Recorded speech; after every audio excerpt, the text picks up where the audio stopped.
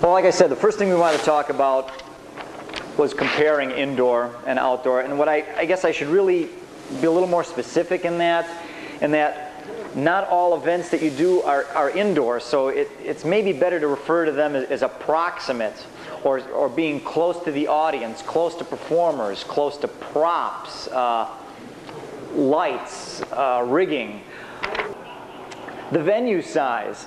Now, when you think of a venue size, you go, well, geez, you're in the Humphrey Dome. That's gigantic. Well, you don't shoot 8-inch shells inside the Humphrey Dome. You don't shoot 3-inch shells inside the Humphrey Dome. So you're really dealing with a venue limitation is considering when you're doing an outdoor display where you have sometimes thousands of feet to deal with. You don't have that available to you in even some of the largest venues. Next thing I want to talk a little bit about are stage plots.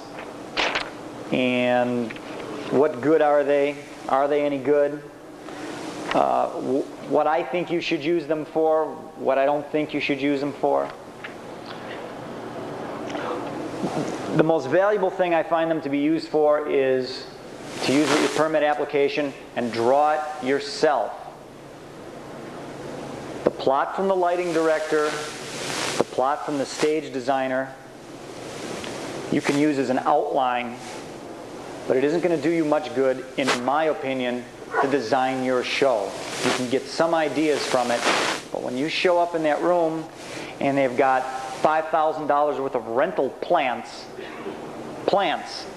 that they didn't tell you were going to be there, and this fancy garlandy stuff that kind of goes up like tissue paper, and they told you the trim height is going to be 30 foot. Now, what I mean by trim height is the height from the stage floor to the generally the bottom of the trussing, but they forget to tell you that there's also lights that are double or sometimes triple hung, which lowers it down. Plus, they didn't quite have the ceiling room, or you're having to work in an outdoor venue with a tent, something like this, that's all open in front, but the light truss only goes 12 foot high.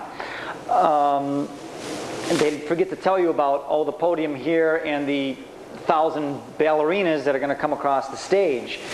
These are all things that you have to think about. Do you actually walk through with performers and tell them, don't be there, you know, do you have to like go through it, you know? The question is do you have to walk through with performers? And you don't have to do anything. If you don't do that, I think you're asking for a disaster. The important thing is, and this is especially true with the one-off show. This is very common. What do I mean by one-off shows? Everything from sporting events to the industrial shows are probably the most common, where you have XYZ company is having their national sales meeting and they have a multimedia presentation with dancers. A lot of these people don't even know what pyrotechnics are. It's important, and I can't stress it too much, is that you have to overemphasize these things to some of these people. If you go out with a lot of national rock bands or whatever, sometimes they know, or sometimes they remember, sometimes they don't. But it's important to point out to those people where these things are. I would highly recommend a couple of demos for these people with them off stage, seeing it so they can see what it looks like. And so that's important for a couple of reasons. One, not only so they can feel comfortable or uncomfortable with what's going on the stage, but for a perspective of getting the wow factor past them. Because you will find, and I've seen it happen, the performers come on stage and want to do their dance thing, and I light up a wall of gerbs, and they're, wow, that's cool.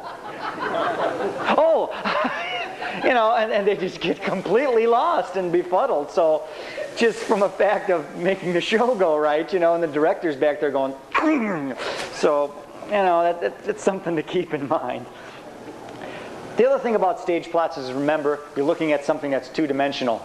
You're not working in 2 dimensions. You're working in, let's say, 3 dimensions, and you have to be aware of everything that's around your devices. You're working in feet instead of hundreds of feet or yards like you are with an outdoor display. Sometimes you're working in fractions of a foot. You have to know what your fallout areas are for your certain type devices. How to deal with these things with people on stage. It's infamous for music shows, for performers to, for some reason, they really enjoy drop-kicking devices. I've never quite figured that out, but what's that? Drop-kicking devices. You ever see a football player take a football and drop it? No, I've had them, and it's generally the type of routine where they're pumped up for the show and they come running out, and the first thing they do is kick over the flash pot, flame projector, and they know it's there, it's been there through rehearsals. Those are type of situations you're going to have to deal with. Probably more so of a problem on the single event show than on the tours, because after a while people generally do get a feel for where those things are.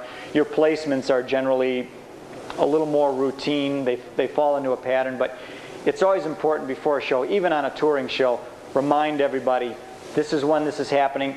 Oh, we've decided to change this in the show now. Remember, this is going to happen here. Remember, the person that's responsible, it doesn't make a difference whether you did tell them a half a dozen times, whether you've got spotters here. If you're the one holding the key, you're the one.